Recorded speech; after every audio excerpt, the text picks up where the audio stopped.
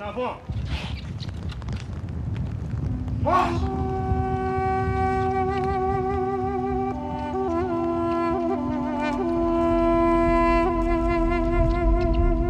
Épaulé.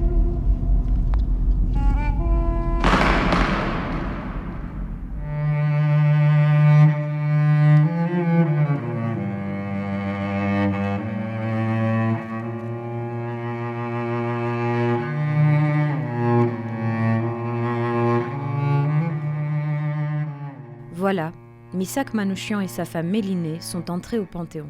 L'Arménien apatride, résistant du régime nazi durant la Seconde Guerre mondiale, mort pour la France, a finalement obtenu la consécration.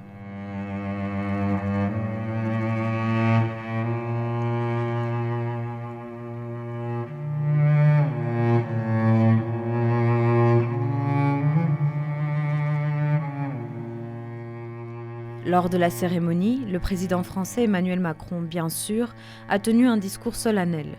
Le président de la République d'Arménie, Nikol Pachinian, était lui aussi présent. Reconnaissance en ce jour d'un destin européen, du Caucase au Panthéon, et avec lui, de cette internationale de la liberté, de l'amour et du courage. Oui, cette odyssée, celle de Manouche et de tous ses compagnons d'armes, est aussi la nôtre, odyssée de liberté et de sa part ineffaçable dans le cœur de notre nation. Missak Manouchian n'aurait certainement pas imaginé qu'un tel honneur lui serait rendu, lui, l'immigré, orphelin rescapé du génocide des Arméniens de 1915. Il est enfin recueilli dans un orphelinat où on va lui apprendre, un orphelinat au Liban, à Djounieh, où on va lui apprendre sa langue, l'arménien, mais aussi le français, parce que le Liban était une zone d'influence française. Donc il grandit là. Et il se trouve que le besoin de refuge des Arméniens va rencontrer le besoin de main-d'œuvre de la France, qui a perdu beaucoup d'hommes pendant la Première Guerre mondiale. Donc, les Arméniens vont arriver en tant que réfugiés, certes, en France ou ailleurs, mais aussi comme ouvriers dans les usines. Le jeune ouvrier immigré était un amoureux des lettres et de la littérature française. Il survit de petit boulot en petit boulot et suit des cours à la Sorbonne. Il écrit et traduit des œuvres françaises en arménien dans 2 revues qu'il a fondées avec un groupe d'amis. Manouchian, c'était un poète. C'était un poète amoureux de la littérature française. Et on sait à quel point, dans notre pays et dans la République, la littérature, la poésie, la poésie épique, ont toujours été des éléments très forts de la reconnaissance des héros. Il incarne aussi cette idée de l'élévation, de la réussite et de l'ennoblissement par la culture, qui est une idée très française. Manouchian fréquente aussi les milieux communistes. Révolté par la montée de l'extrême droite, il finit par prendre sa carte au parti.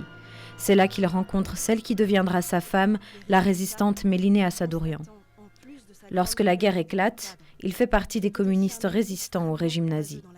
En 1943, il finit par rejoindre la lutte armée en s'engageant parmi les francs-tireurs et partisans de la main-d'œuvre immigrée, les FTP-MOI, dont il est le meneur. Il va commencer à se politiser avec la montée des fascismes en Europe. Missak Manouchian, clairement, et partage ça aussi avec Mélinée et avec tous ces orphelins du génocide qui arrivent en France. Ils ont été la cible d'un plan d'extermination, donc ils sont bien placés pour savoir ce que représente la barbarie et ce que c'est que le nazisme. C'est la première fois qu'un communiste, un résistant communiste rentre au Panthéon. C'est la première fois qu'un résistant étranger rentre au Panthéon. Donc c'est un geste politique très fort. Le 21 février 1944, Missak Manouchian et 21 autres membres de son groupe sont emmenés en camion jusqu'au Mont Valérien. Lui et ses camarades sont attachés à des poteaux et font face aux soldats allemands. Les coups de canon retentissent. C'est la fin de Missak Manouchian et de ses compagnons. Et dans le groupe dont il assurait le commandement au sein de la résistance, il y avait des Polonais, des Italiens, des Espagnols, des Arméniens, bien sûr, beaucoup de Juifs d'Europe centrale et orientale également. Donc ce sont des gens qui n'étaient pas français, mais qui sont devenus français par le sang versé. Et ce qui est aussi très important, c'est grâce à eux que nous sommes restés français. Ce qui est formidable chez quelqu'un comme Manouchian, justement, parce que le cœur de la Révolution française, c'est l'universalisme, c'est cette capacité à faire vivre ensemble les différents éléments de sa personnalité. Manouchian, c'est un internationaliste, c'est un patriote français, c'est un patriote arménien, et il n'y a pas chez lui de contradiction entre ces trois éléments. En Arménie, une école et un parc portent son nom, pour honorer l'Arménien amoureux de la liberté qu'il était.